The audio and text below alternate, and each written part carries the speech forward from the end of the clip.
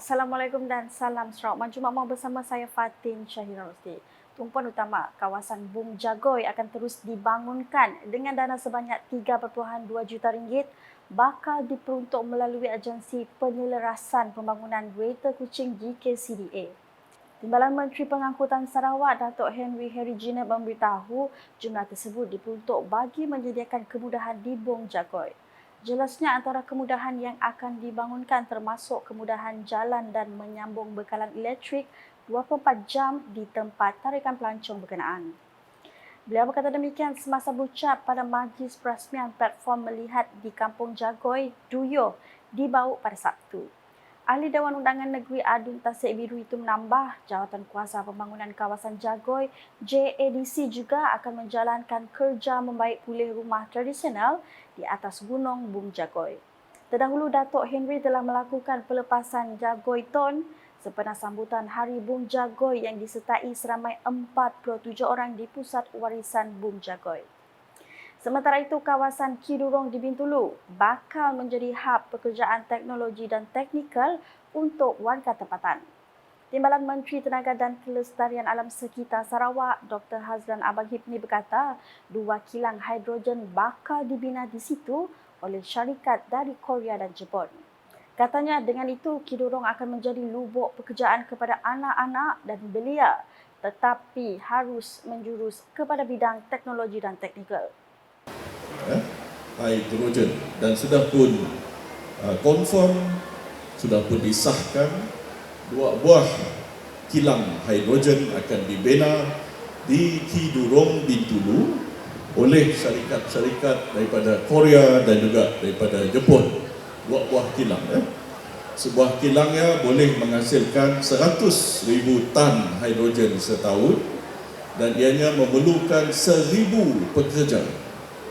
Ini merupakan satu peluang pekerjaan yang baru untuk anak-anak kita dalam bidang teknologi dan untuk kilang hidrogen akan mula dibina tahun depan, siap 2027, dan salah satu syarat yang diletakkan oleh Sarawak adalah syarikat-syarikat tersebut mestilah melatih 1,000 orang pekerja daripada Sarawak dulu sebelum setidaknya boleh membuka kilang penghasilan hidrogen. Beliau berkata demikian ketika berucap dalam majlis penangguhan Festival Ma'al Hijrah 1445 Hijrah 2023 Masihi di Masjid Jami' Negeri Sarawak di Kuching pada Ahad. Mengulas mengenai program tersebut, Dr. Hazlan memuji usaha Lembaga Amanah Kebajikan Masjid Negeri Sarawak LAKMNS dalam penganjuran program seperti festival ini. Katanya lagi, festival seumpamanya diharap akan terus dilaksanakan pada tahun-tahun akan datang dan menjadi contoh kepada masjid-masjid dan surau-surau lain khasnya di seluruh Sarawak. Dalam pada itu, Festival Ma'al Hijrah 1445 Hijrah 2023 Masihi melabuhkan tirainya setelah berlangsung selama 3 hari sejak 28 Julai yang lalu.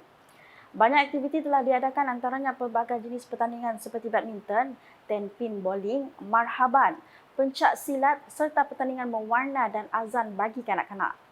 Turut diadakan jualan rahmah, gemar haflah hilwa, pameran badan beruniform dan banyak lagi aktiviti yang bercirikan kerohanian dan kesukanan. Berita seterusnya, Premier Sarawak Datuk Patinggi Tan Sri Dr. Abang Abdul Rahman Zohari Tun Datuk Abang Openg giat meneruskan pembangunan ekonomi negeri ini selaras dengan usaha yang telah dilakukan oleh barisan pemimpin terdahulu. Timbalan Speaker Dewan Undangan Negeri Dun Sarawak Datuk Idris Buang memberitahu Premier Sarawak merupakan pemimpin progresif dan dinamik dalam membangunkan ekonomi seperti yang diusahakan oleh Ketua Menteri sebelumnya, iaitu Perhin Sri Tan Sri Adenan Satem dan Tuan Yang Terutama TYT yang di-Pertuan Negeri Sarawak Tun Perhin Sri Abdul Taib Mahmud. Katanya antara kejayaan Datuk Patinggi Tan Sri Abang Zohari termasuk melipat gandakan pendapatan ekonomi Sarawak dari sekitar 6 bilion ringgit kepada sehingga 12 bilion ringgit setahun. Beliau berkata demikian semasa berucap pada program taklimat dan penerangan inisiatif dan strategi pembangunan pasca COVID-19 PCDS 2030 di Kota Semerahan pada Sabtu. Di Belaga pula, Gereja Borneo Evangelical Mission BEM Long Dungan yang telah siap sepenuhnya pada Disember 2020 membuktikan kerajaan negeri peka dan prihatin dengan keperluan agama-agama lain di Sarawak. Timbalan Menteri Utiliti dan Telekomunikasi Sarawak merangkap ahli Belaga, Datuk Liwan Lagang berkata, Kerajaan Sarawak menerusi unit hal ehwal agama-agama lain UNIFO sedia membantu agama lain yang memerlukan bantuan. Katanya UNIFO akan menerima permohonan dari seluruh Sarawak iaitu dari setiap wakil rakyat sebelum diproses untuk menyalurkan bantuan seperti membina gereja atau membaik pulih rumah ibadat. Beliau berkata demikian semasa berucap dalam majlis perasmian gereja BEM Long Dungan pada Sabtu. Untuk rekod, gereja BEM Long Dungan yang baru ini dibina dengan kos bantuan dari UNIFO berjumlah RM280,000 di mana RM80,000 digunakan untuk kerja-kerja asas manakala RM200,000 digunakan untuk menyiapkan gereja tersebut sepenuhnya. Selain itu, pihak gereja turut menerima derma daripada individu perseorangan berjumlah RM8,419.60. Gereja tersebut mengambil masa 8 bulan untuk disiapkan iaitu bermula 13 April 2020 dan siap sepenuhnya pada hujung tahun 2020. Ke perkembangan selanjutnya, Bintulu International Marathon tahun 2023, anjuran Lembaga Kemajuan Bintulu BDA akan diadakan pada 6 Ogos depan. Ketua Polis Daerah Bintulu, Superintendent Bartolome Umpit berkata, program larian itu akan diadakan di daerah Bintulu yang melibatkan 4 kategori acara iaitu larian sejauh 42 km, 21 km, 10 km dan 6 km. Acara flag off akan bermula pada jam 12.30 malam dan berakhir pada jam 8 pagi. Katanya semasa sidang media di Wisma Bintulu pada Khamis, larian tersebut akan melalui beberapa laluan di sekitar Bandar Bintulu. Oleh demikian, jelasnya terdapat beberapa jalan utama di sekitar Bandar Bintulu akan ditutup separuh jalan dengan menggunakan kon serta dikawal oleh pihak polis semasa acara berlangsung. Beliau turut menasihati orang ramai supaya merancang perjalanan pada tarikh tersebut dan mematuhi arahan pihak polis.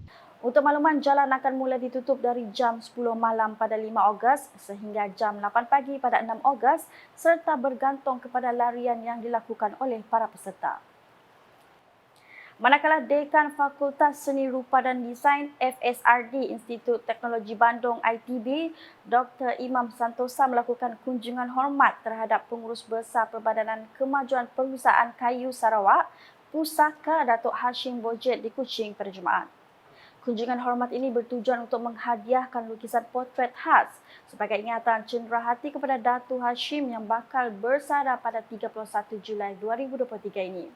Persaraan beliau ini diraikan atas kejayaan program kursi pusaka di Universiti Malaysia Sarawak UNIMAS yang melahirkan mereka perabot muda dan melancarkan lagi industri perabot di Sarawak.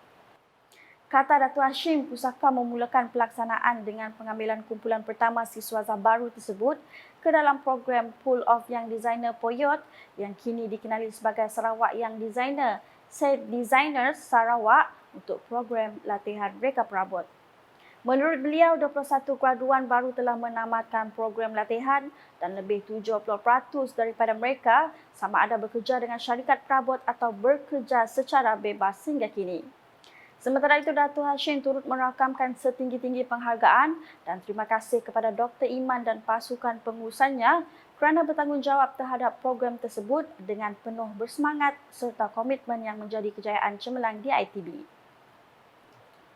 Sekian edisi malam bersama saya, Fatin Syahira Rosdi. Berita lebih lanjut boleh didapati di semua platform media sosial UKAS termasuk portal ukas.sarawak.gov.my dan UKAS Channel di YouTube. Sebelum mengakhiri buletin edisi malam ini, saksikan sorotan Majlis Pra-Perasmian Gedung Kitchen yang disempurnakan oleh Timbalan Premier Sarawak, Dato' Amar Wang Tengah Ali Hassan di dataran gedung pada Sabtu.